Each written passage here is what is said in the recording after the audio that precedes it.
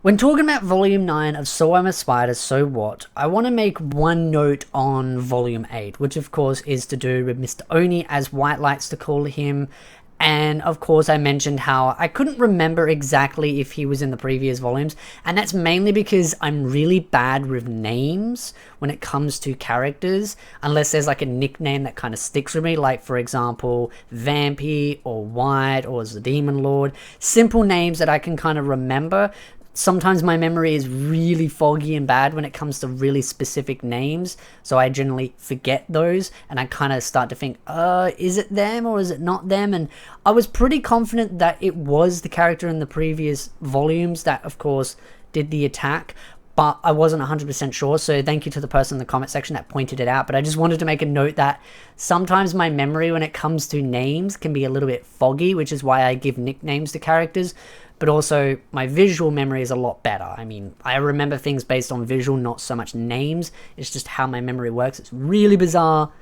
I try to work around those issues when it comes to, a name or a group of characters that have very similar names. Slime is one of the worst light novels for it because there are heaps of characters that have similar names, and I'm just sitting there going, oh my god, oh my god, oh my god, who are they? So a lot of the times I've got to kind of look up the name and go, oh, it's that person, and see the image itself. So wanted to make that note. But Volume 9 picks up from that as well. But Volume 9 is also very heavily focused on White and, of course, Vampy. And Vampy picking up a particular skill that they probably shouldn't have, and it's kind of affecting them. And I get the feeling that that's going to affect them a little bit more long term. But I know a lot of people are going to bring up one specific part of Volume 9, which I've been waiting for, and I've got some bad news.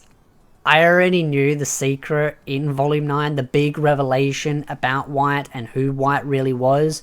I knew from the very beginning, because one of the issues of being a YouTuber that does anime, light novel, manga content, or just does anime content in general, is people will drop spoilers into the comment sections, and when you're trying to sift through the comment sections to read them, to reply to them if there are any questions or anything, or just discussions, people have a tendency to try and dump spoilers in there, and I have to read through them to make sure that there are no spoilers to get rid of the spoilers. But of course, there are people that go out of their way to drop spoilers just to be malicious. So I already knew the secret about White being the spider that's actually in the classroom, and actually, again, for clarification, being an actual spider in the world of Japan and taking the memories of course, someone else, and it being slightly altered. There are little bits and pieces that filled in some gaps that I wasn't 100% sure on, but I pretty much knew the bulk of it from the very beginning because of that.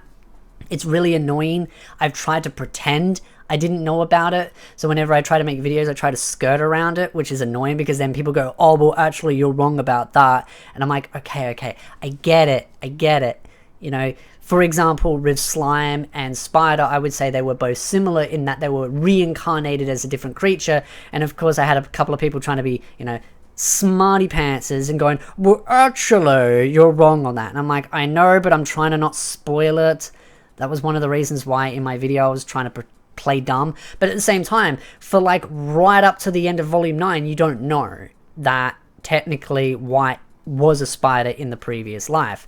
I have seen some videos of people being like, oh my god, I discovered who White really is. And I'm like, did you though? Or did you just read a spoiler in your own videos and you're just classifying it as you worked out a theory? Because I sometimes think when a lot of people say, hey, I have this theory about why and who White is, and I'm like, either A, you've gone to the wiki, or B, someone spoiled it for you, because, I don't know, that seems to be how I seem to find out most of the stuff that I don't want to find out. I really liked how the ending went for White, and of course meeting her, and their interactions, and how she's able to teleport back to Japan. I didn't actually expect that. That was one thing I was like, wow, I didn't think you could just zip back to Japan. But technically, would White really want to go back to Japan? Technically, they don't have a home there because there's no family. Everything about their memories is technically fake. It's all artificially created to replicate a soul so certain people don't go looking for D. And that was the kind of funny part, is you find out that D, of course, has people that basically seen as superiors that are going to drag her to work. So it's an interesting question of, okay, what is your job, Dee? Because you seem to not do very much other than just play video games and toy with people's lives. That being said, I get the feeling we're going to find out a lot more as the volumes go on, and I'm now more and more and more excited to know what this stuff is. So I feel like The Calm Before the Storm, which is Volume 7, Volume 8, was kind of very relaxed, and now Volume 9 kind of drops some major hardcore stuff. But one thing I will note is that if Season 2 does happen for So I'm a Spider, So What, I feel like Season 2 is going to be better received than Season 1, at least from the West, because a lot of people I see in the comment sections don't like the kids, and I want to add some clarification to that as well. But that being said, I like the kids personally. I just think, again, Shun is an idiot, but I like them being in the story. I just particularly think Shun is an idiot. It's the same with Potamus. I don't like him because he's a douche, Canal, but I like him being in the story because he adds value to the overall story. I sometimes think people think that I don't want him in the story, that I hate him as a story character. No, I like him. I like the fun that's been poked at him, especially with all the butt jokes. I just think he's a douche. I mean, that's as far as it goes. So I think sometimes people think, oh, you don't like him, so you don't want him in the story. No, I want him in the story. I just think he's a douche. That's as far as it goes. And I love, again, all the jokes that are thrown at him. But on the point that I was making is that if Season 2 was to happen, I think a lot of people would really like Season 2 because it's heavily focused on White, Vampy, and the Demon Lord. And in this volume, it's heavily focused on Vampy and White. Though I have seen some people that don't like Vampy. I like Vampy just because she's kind of like a firecracker. She kind of just spontaneously explodes with weirdness. And now that she has that skill that adds on, which is envy, I feel like there's going to be some interesting situations to add on to that. But I want to see sort of the growth for her as she turns into someone older. Because, again, when you go back to the earlier volumes, she is much more older and mature. And she is completely dominating the fight against Shun and all those. So I want to see the progression of how she gets to that point. And you get a lot of that in this volume as well, where she's getting new skills, she's driven, she's determined, all of that kind of stuff. But it also kind of is a bit of a weighing her down because she's constantly measuring herself up to White. And I don't think you're ever going to beat White. White is at this point actually a god. Not the strongest, but very much a very, very, very powerful god. The other thing to note as well is, of course, Potamus, and Potamus is sort of having ties within the demons themselves, and a particular individual not liking the Demon Lord, and the Demon Lord not trusting people. And clearly there's going to be a lot of interesting back and forth going there, but again, Potamus using and manipulating the demons to fight the humans, to gain a leg up so that it buys him more time, and of course he's got an interest in the actual reincarnated kids. There's a lot of stuff that, of course, that has kind of been resolved, uncovered, but there's still a lot of mystery and unknown certainty, and I do feel like there's going to be a lot of curveballs. As far as my theories go, I'm just enjoying the ride at this point. I don't even really care about my theories. I just am enjoying each volume by volume, and some of my theories have come right, some of my theories have gone wrong. I think at this point it's just more of a fun roller coaster to go up and down, especially now that I'm trying to avoid all the spoilers. But now I can also sit there and relax a little bit too, so I can kind of take that big breath, because now I can actually talk about White and who White really is, because of the fact that I'm now up to this volume. So it's a good sense of relief, because I've been trying to pretend I don't know about it for so long. Now I don't have to pretend, because now I can say I've actually read that volume. So that's awesome. I really do like this volume. It was actually, honestly, it's one of my favorite volumes so far. I personally like Vampy, but I really want to see Vampy grow more. I don't know if she will. Again, I don't really care much for my theories, but it's kind of a 50-50 coin flip when it comes to Vampy.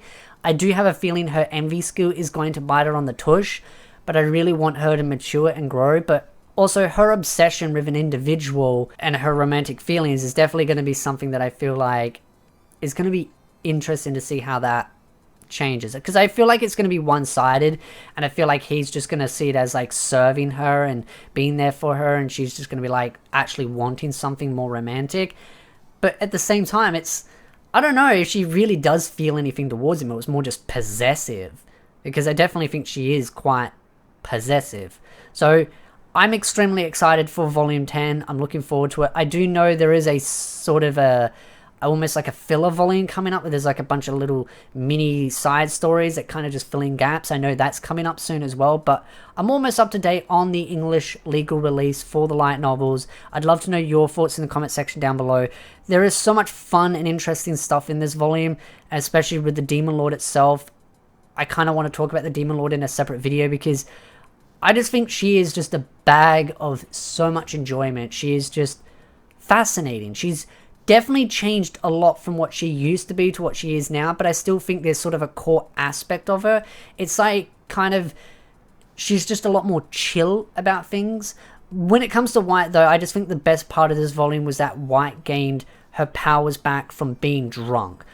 Absolutely plastered, and somehow she's like, hey, I can get some of my powers back. Not all of her, and I think there's definitely a lot of room for growth when it comes to her powers, but I mean, she has two really strong powers right now, which is her Fred and teleport, and she can teleport other people. And I love the way I was sitting there thinking, going, you know, if you wanted to, you could just teleport Mr. Oni up in the air, and that's what happened. I was like, yes, predicted it.